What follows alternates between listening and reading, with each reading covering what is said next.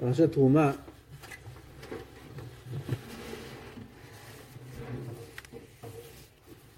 la Torah dit de manière détaillée toutes les mesures de chaque kelim du Mishkan, qu'on verra dans Parashat Tetzavé, toute la description des vêtements du Kohen Gadol. Et quand on lit, on a l'impression que c'est vraiment trop en détail. Tu me dis les midot, combien il fait le haron, combien il fait ça, combien il fait ça. Tu me dis la menorah, comment elle est faite par exemple. La menorah, elle est faite telle taille, elle est kaftor, vaferach, kaftor, vaferach, etc., etc. La menorah, c'est même pas Moshe qui l'a faite. Quand Kadosh Baruch Hu, il a dit à Moshe comment faire la menorah, il a essayé, il a vu, il ne sait pas comment faire. Bon, Kadosh Baruch Hu, il a dit à Moshe, ok, jette tout le morceau d'or dans le feu, la menorah, elle est sortie.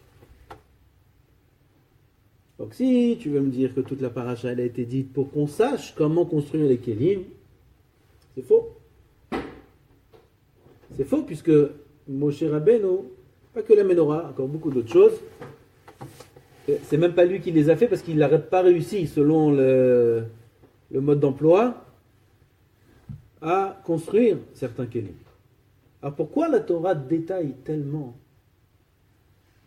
dans les moindres détails chaque élément du Mishkan, les poutres, comment elles sont faites, les socles des poutres doivent être en argent, il faut qu'il y ait des bariach. Bariach, c'est des barres de fer, de bois très longs qui rentrent dans les poutres, un bariach elyon, un bariach tarton, un bariach tichon, au milieu, et ce soit des yériot de telle couleur, et ça de telle couleur, et les tailles des yériot, et comment elles sont rattachées les yériot, les loulaot, et les kérassim, les loulaot en fer, les kérassim en or. Tous ces détails, et pas une fois, 2 fois, dans 2 parachiotes. On a Trouma Tetzavé, et à la fin on a Vayakel Pikoudé. Encore une fois, tout pareil. La même chose. Il y a des halachot Shabbat qu'on apprend avec une lettre de la Torah. Une lettre de la Torah, des dinim, des halachot sur lesquels on est chayav mita. Une lettre. Et là, tout d'un coup, la Torah s'étale sur plus de 2 parachiotes, sur des choses, des détails, et des psukim, des psukim. Comment est fait le Mishkan?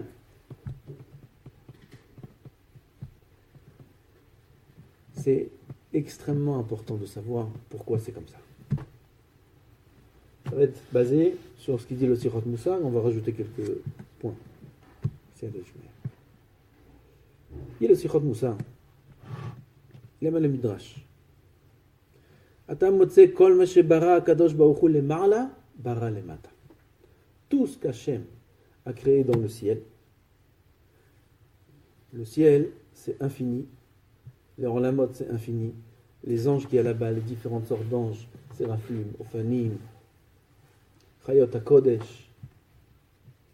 On a des notions qui s'appellent Arafel. On a des notions qui s'appellent Chashmal. Ça, c'est des choses qui sont dévoilées dans les textes. Après, il y a des notions de Kabbalah, le nom des Sphirot, Malchut.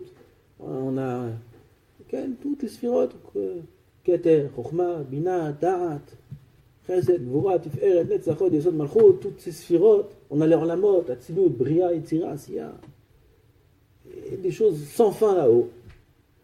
Tout ça, c'est Kol ma shebara Kadosh Baruch Hu lema'ala. Tout ce qu'Hachem a créé en haut.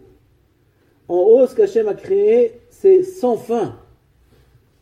Ce monde, on a déjà parlé plusieurs fois de ça. C'est la malchoute. C'est le plus petit des points qui existent de toute la bria. C'est quoi? L'univers dans lequel on vit, avec toutes les étoiles et le soleil qu'on voit. C'est le dernier petit point. Le point au-dessus, ça veut dire, là on est dans la malchoute, 17 000 fois 17 000 fois. Ça veut dire, c'est tout en bas. 17 000 fois 17 000. Tu comptes Malchut, Malchut, Malchut, Malchut, Malchut, Malchut, Malchut, Malchut. Combien? 17 000 fois 17 000, et plus encore. Après, au-dessus de la Malchut, c'est Yesod. Alors si tu vas au Yesod de la Malchut, de la Malchut, de la Malchut, de la Malchut, de la Malchut, de la Malchut, ça veut dire un cran au-dessus. Vous me suivez? Un cran au-dessus, c'est infiniment plus grand que notre Olam.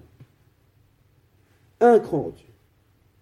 Et on n'est que dans le Yesod de la Malchut, de la Malchut, de la Malchut, de la Malchut, de la Malchut, de la Malchut, de la Malchut, de la Malchut, de la Malchut. 17 000 fois 17 000 fois. Combien de grades il y a? C'est infiniment plus grand que tout l'univers dans lequel on vit.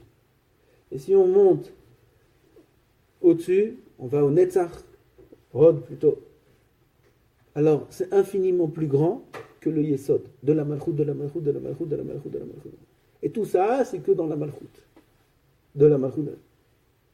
Après, on passe au monde au-dessus. Et après, au monde au-dessus. Et on monte 17 000 fois 17 000 fois tout ce qu'on monte, et on a fini en Olam Arasiya. Après, il y a en Olam Ayetzira. Après, on a en Olam. Il faut qu'on sache comment on est petit et comment là-haut c'est infiniment grand. Et après, on passe à la Bria. La Malchut de la Malchut de la Malchut de la Malchut de la Malchut, 17 000 fois. C'est infiniment plus grand, pas que notre monde à nous, que tout ce qu'il y a en dessous. Que tout ce qu'il y a en dessous. Après, on passe au Yesod de la Malchut de la en Olam Bria. On finit en Olam Bria, après on a en Olam Atzilut, et après encore des choses au-dessus. Tout ça, c'est dans ces mots-là. Kol ma shebara Kadosh Baruch Hu lemala. Tout ce qu'Akadosh Baruch Hu a créé, dans tout ça, bara lemata, il a créé dans ce monde. Où il y a tout ça? Il y a Natania, il y a la France, il y a l'Angleterre, il y a... Où il y a tout ça? למעלה זבול וערפל ושרפים וקרובים באופנים והיכל הקודש, יהיה לו היכל, יהיה עצי שיטים וכנגדן ברא למטה במשכן בית המקדש. Dans le Beth Amikdash, qui est limité par des dimensions physiques, les kilim sont limités par des dimensions physiques, sont limités par de la matière. Dans le Mishkan, il y a tout ce qu'Akadosh Baruch Hu a créé en haut.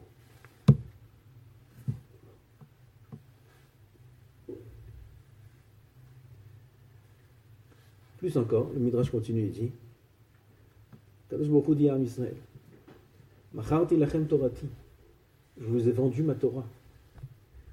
Kavyochol nimkarti imma, je me suis vendu avec.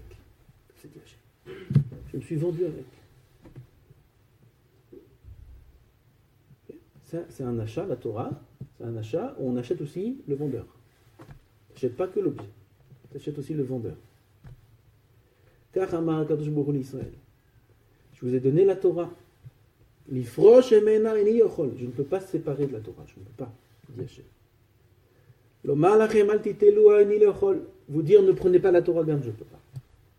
On a parlé longuement de ça à Shavuot. Une chose je demande. Bekol makom shatem olchim, bait echad asuli, faites-moi une maison. Partout où vous allez. Sheneema, asuli mikdash, veshachanti betocham. Kadosh Baruch Hu dans ce mikdash, puisque ce mikdash, c'est tout ce qu'il y a dans les olamot au-dessus de nous. C'est le mikdash, c'est le bet hamikdash, c'est le mishkan, c'est pareil. C'est le bait shlishi qu'on aura, Bezrat Hashem. C'est la maison d'Hachem. Donc le mikdash, c'est pas quelque chose qui est limité par l'espace, ni par le temps, ni par la matière, c'est la maison d'Hachem. Et c'est pas que ça. C'est de la même façon qu'Hachem résidait dans les sphères, dans la mot Haïlonim, et quand il nous a donné la Torah, il s'est vendu avec, il réside parmi nous. D'où, c'est une parenthèse, l'importance énorme du Olam Hazé. Parce que la Torah se trouve que dans l'Olam Hazé. Quand Hachem il a donné la Torah, les Malachim, il les a un petit peu embrouillés. Hachem leur dit, allez voir un petit peu ailleurs. Hop, vite, il a donné la Torah. Ils sont revenus, ils ont dit à Hachem, où est la Torah? Il leur a dit, ça y est, je l'ai mise en bas. Ça veut dire qu'en haut, il n'y a pas de Torah. Il n'y a pas de notre Torah. On vit que dans ce monde, que au Beth Midrash, que avec des Gemarot. C'est ça la Torah. Toute la Torah d'Hachem, elle est là. Il y a un monde plus cher que le nôtre.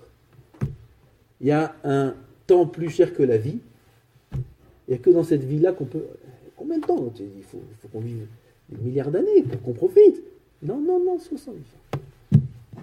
70, 80, allez, encore 60 ans. C'est tout. Et dans ce monde, dans cette vie, c'est le seul moment où tu peux profiter du don d'Hachem, de la Torah.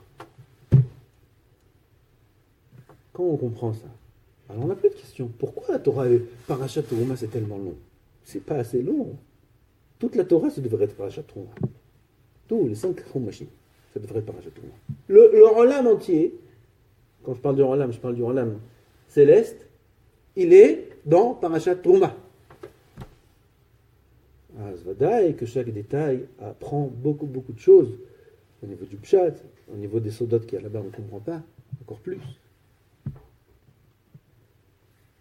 Ça c'est un premier point. Deuxième point qu'il faut savoir, c'est que ce Mishkan là, il prend effet qu'à une condition. Laquelle? Vikru li Truma. C'est comme ça que ça commence. Quand vous allez commencer à donner de l'argent, de l'or, des choses pour construire ce mikdash, il faut que ce soit li. C'est quoi li? Lishmi. Il faut que ce soit lishma.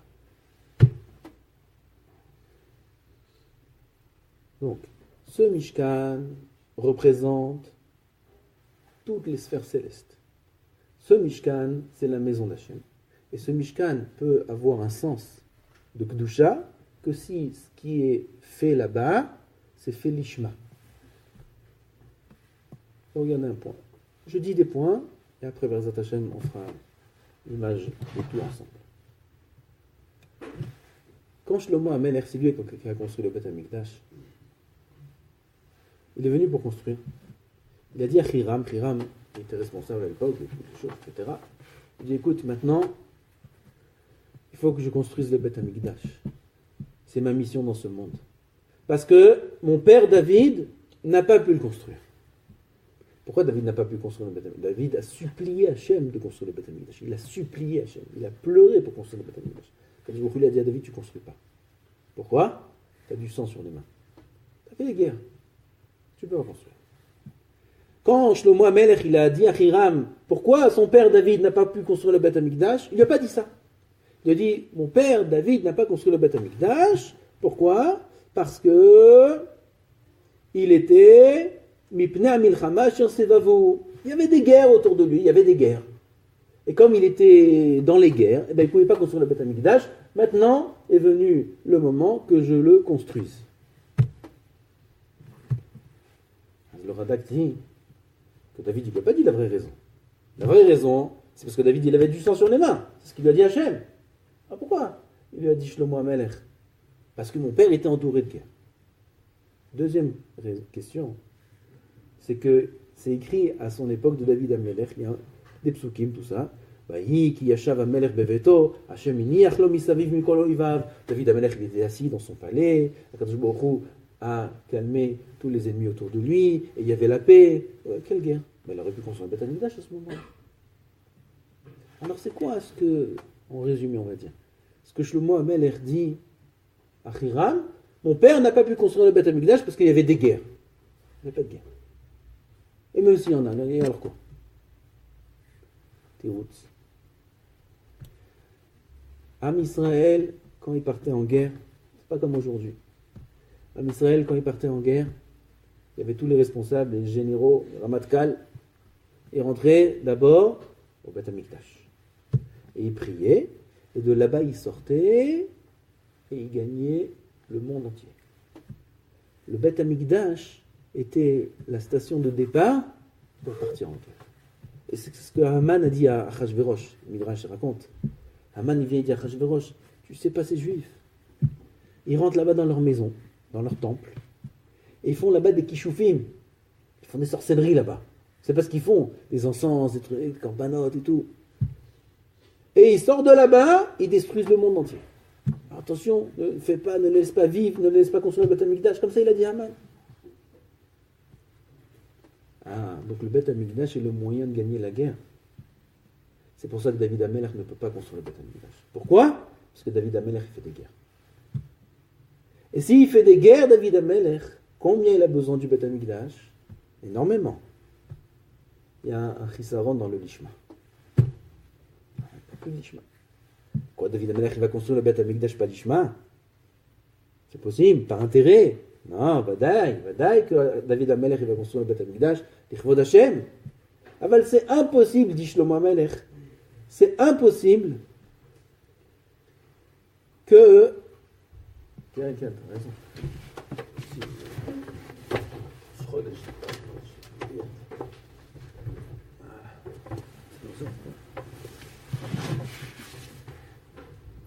C'est impossible que quoi? Que David Amelech, quand il ira construire le Beth Amikdash, il aura une kavana à 100% les Shem Shamaim. Il va manquer du lishma, et puisqu'il va manquer du lishma, il ne peut plus le construire. Parce que pour construire le Beth Amikdash, même par un grand homme comme David Amelech, il faut que ce soit à 100% lishma. S'il manque 1%, c'est plus Veshachanti Betocham. Kadosh Baruch Hu ne peut pas résider dans cette maison. C'est écrit le forage dans le Midrash. Troisième point. Shem dit Veikru Teruma En Ktiv. Il n'y a pas écrit Veikru. Ela Veikru Li Teruma. Kol Davar Sheneemar Bo Li Ba'olam Hazeh Ve Ba'olam Haba. Dit Rav Dessler que le Beth Amikdash, c'est comme l'ambassade du Olam Haba. Comme ça, il définit le Beth Amikdash. Vous savez qu'une ambassade, ça ne fait pas partie du pays où se trouve l'ambassade. Si tu rentres dans l'ambassade, il y a l'ambassade de France. Tu rentres dans l'ambassade de France à Jérusalem, où tu te trouves? Dans quel pays? La France. Il y en a, ils font des choses pas bien, des crimes, des zézés, ils sautent dans l'ambassade. Et alors, la police est rentrée, le prend. Non, personne. Tu ne peux pas rentrer. Tu es dans un autre pays. Tu es sur la même terre. Tu es entouré de tout le pays. C'est comme ça. C'est un autre pays. C'est le pays d'où vient l'ambassade. C'est comme ça l'ambassade. Le Beth Amikdash, c'est l'ambassade du Olam Haba. Quand on est au Beth Amikdash, on n'est pas Barolam Hazeh. Au Beth Amikdash, on est Barolam Haba. C'est écrit dans le Midrash. Kol davar shenei bo li barolam hazeh ve barolam haba. Le Mishkan, puisqu'on l'a fait lishmi lichvod Hashem, et ça c'est le point important dont je voulais vous parler aujourd'hui, on transforme le olam hazeh en olam haba. En ayant des kavanot lishma, on transforme le olam hazeh en olam haba. C'est d'avoir atzum rabotai. Les mêmes actions qu'un homme peut faire, elles peuvent être ou 100% finies, enlamasées, dégradables, ou 100% éternelles. C'est la même chose. C'est la même action, c'est la même pensée, c'est le même manger, c'est le même argent, c'est le même travail, c'est le même limud Torah, c'est le même vêtement. Pareil, avec une petite épice qui s'appelle l'ishma, tu as transformé la matière. C'est à part de ça. Et c'est mamash qui est plutôt le Midrash dit, un machal sur ça. Machal ema davar domé. Un roi qui avait un ben bait, quelqu'un qui habitait, qui était très proche du roi. Il a voulu faire plaisir au roi et il a dessiné avec des samamanim, avec toutes sortes de couleurs spéciales, il a dessiné le visage du roi. Le Midrash dit, c'est le Beth Amikdash. Bet Amikdash, c'est le dessin, kaviechol, d'Hachem. Le Midrash, il dit ça. Dessin d'Hachem. Et le Midrash dit, Veim ta'aseh keota shel ma'ala, si tu fais comme le Bet Amikdash qui est en haut, comme les Olamot, si tu fais comme ça, si tu construis comme ça, animaniach sanklitin shel ma'ala, ou meshare shchinati benechem lemata. Alors, tout ce que j'ai en haut, j'installe en bas. Si tu fais comme en haut, et comment on doit faire comme en haut? L'ishma. Si tu fais l'ishma, Kadosh Baruch Hu il dit, je descends, je m'installe en bas. Pourquoi? Je suis à la maison. C'est mon ambassade. C'est quoi ma maison? C'est l'ishma. Si tu es l'ishma, si tu fais pour moi, je suis chez toi. Si tu fais pas pour moi, alors moi, il dit Hachem, je m'incruste pas. Ah, c'est chez toi. C'est l'or lamazé, j'ai créé. Tu veux décider que c'est matériel, il n'y a pas de place au spirituel. Si tu ne fais pas une place en toi, si tu ne mets pas une place dans ton cœur, betocha, l'oneemar, et la betocho, betoch libo shel kol echad vechad, dans le cœur de chacun, Kadosh Baruch Hu, il est shochem tashchina. D'après tout ce qu'on a dit, dans quel cœur Kadosh Baruch Hu peut rentrer? Un cœur qui est intéressé par ses émotions personnelles, par ses envies personnelles. Kadosh Baruch Hu ne peut pas résider dans un endroit comme ça, c'est pas son ambassade. Kadosh Baruch Hu réside dans un cœur qui est l'ishma. C'est quoi un cœur l'ishma? Un cœur qui travaille, il va manger la même chose, il va travailler dans le même travail, il va vivre la même vie, dans la même maison, dans la même voiture, tout pareil. Avant, il a changé, il a mis une épice qui s'appelle l'ishma.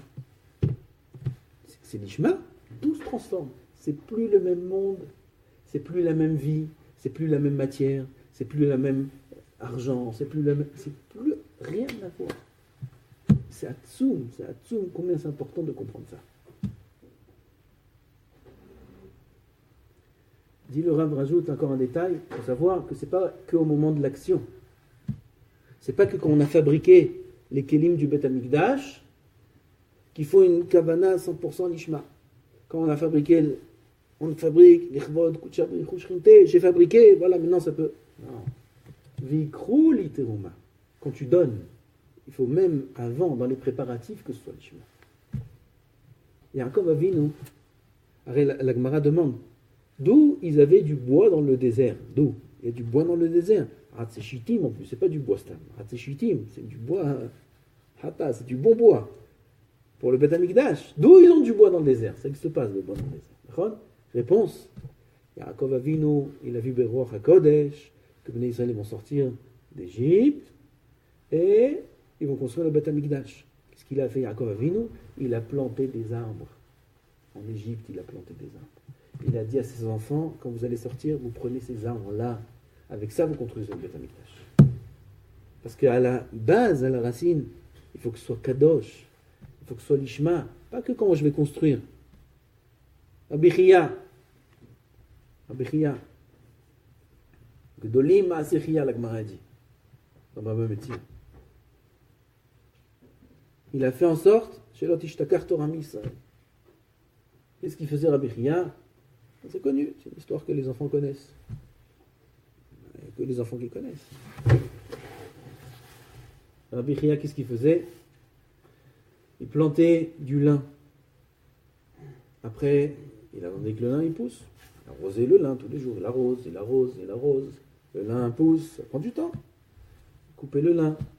Avec ce lin, après, il faut les nappettes. On a pris dans le Maran Avodah-Zara. Les nappettes, il faut le frapper, il faut le tisser, il faut en faire des fils. Avec ces fils-là, il faisait des filets. Il a construit un filet. Avec ce filet, il attrapait les tzvi, les gazelles. Avec ces gazelles, il faisait la shrita. Donc ça prend du temps tout ça. Tu l'attrapes, tu fais la shrita. Après qu'il a fait la shrita, la viande, il a donné aux orphelins. Et les peaux, il fallait les tanner les peaux. Et on faisait du klaf pour Sefer Torah. Après qu'il a le klaf pour Sefer Torah, il écrivait le Sefer Torah. Et avec ça, il écrivait Bereshit, Shmot, Vaikra, Bamidbar, Devarim, tous les Sfarim, 5 Sfarim, pas un Sefer entier. Et il allait dans une ville, qui prenait 5 enfants. À un, il enseignait Bereshit, à un, il enseignait Shemot, à l'autre Vaikra, à l'autre Bamidbar, à l'autre Dvarim. Chacun maintenant connaît un livre. Enseignez-vous entre vous, chacun ce qu'il connaît.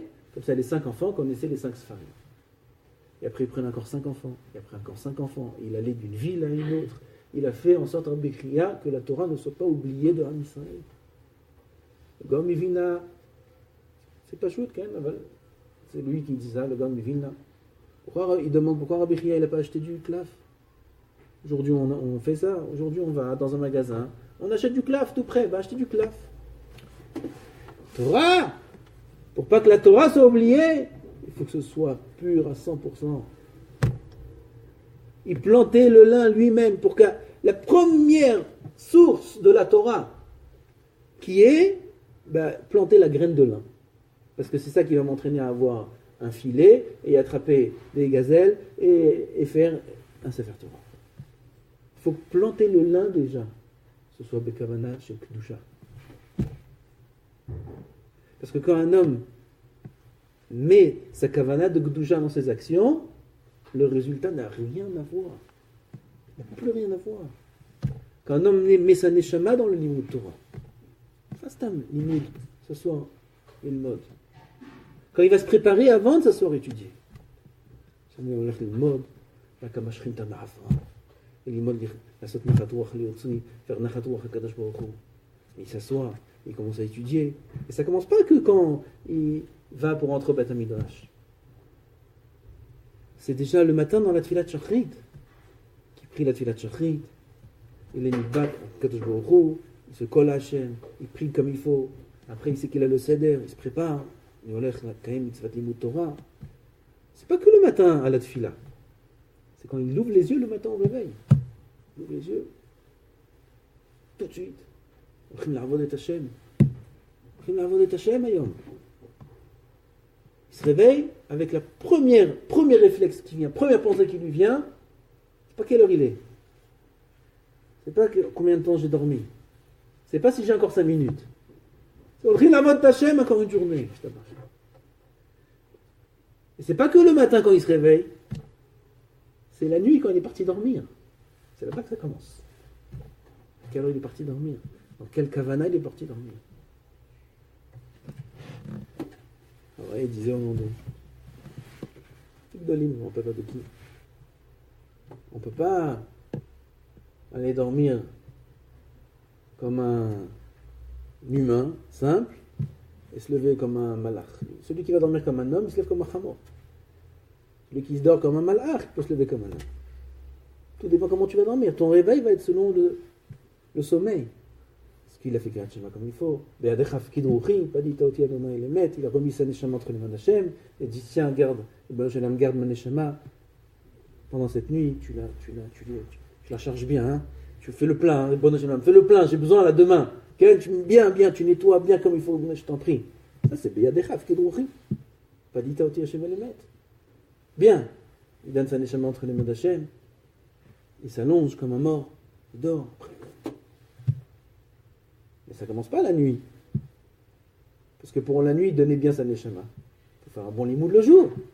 Ça ne commence pas le jour. Ça commence à la tfila, ça commence le réveil, ça commence la nuit, ça commence tout. Il faut aller jusqu'en haut. Jusqu'en haut. Ça ne commence pas quand il est né, ça commence ses parents. Et ses parents, ça commence ses parents. Jusqu'à Avraham Avinu. Avraham Avinu, il a tout commencé l'ishma. Il a tout commencé l'ishma. De lui-même, sans rien. C'est pour ça qu'Am Israël, il est tellement cher. C'est pour ça qu'Am Israël, il est invincible, il est éternel. Parce qu'Am Israël, c'est pas naturel. Parce qu'Am Israël, c'est pas Gashmi. Beth Amikdash, c'est pas Gashmi. Am Israël aussi, c'est pas Gashmi. Un juif, c'est pas Gashmi. Un juif, c'est une 5e matière. Minéral, végétal, animal, homme. Dire Rabbi Chaim, l'évologie, il y a Israël. Juif. Nouvelle catégorie. Israël. C'est pas humain. C'est pas Adam. C'est encore autre chose. De la même façon qu'il y a une grande différence entre animal et végétal, entre l'homme et l'animal, il y a entre Israël et le reste. Lama, c'est l'ishma. Quand on sert Hachem, c'est Gvar Olam Haba, c'est Gelor Olam Hazeh. Si un homme apporte un petit peu de l'ishma dans sa avoda, un petit peu de l'ishma en lui, c'est un autre homme, c'est une autre vie, c'est un autre cerveau, c'est une autre action. Ça n'a plus rien à voir. Akadosh Baruch Hu nous a donné un moyen d'éterniser le temps, d'éterniser le matériel. Comment ? Juste avec l'ishma. Et c'est pas que ça, c'est pas qu'un cours de Moussa, hein, où on dit Rabotai, il faut s'enforcer dans le lishma, il faut servir Hachem, un peu plus l'ichvodo. C'est pas que ça. Ça, je rajoute. C'est pas shoot. Que s'il n'y a pas ça, il n'y a rien. S'il n'y a pas l'ishma, il n'y a rien. Il y a Metzen Gemara. Lamas milimba. Ceux qui étudient la Torah, lama minimba. Pas de toute leur force.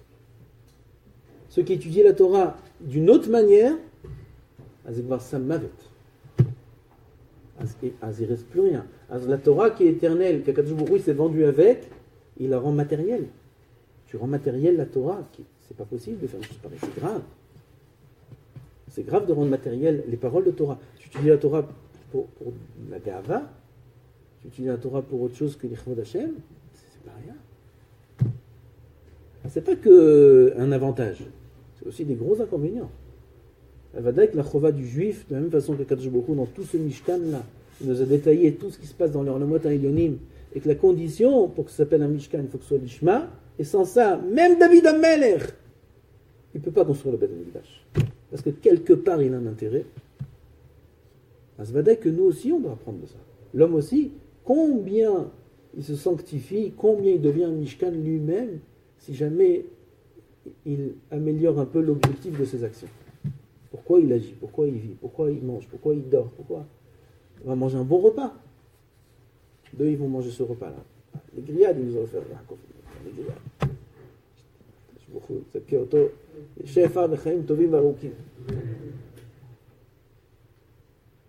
Deux élèves, ils vont manger la même chose. Deux personnes, la même chose. Un, il va éterniser la viande. Il va l'éterniser, il va la rendre éternelle. Comment ? Il va manger,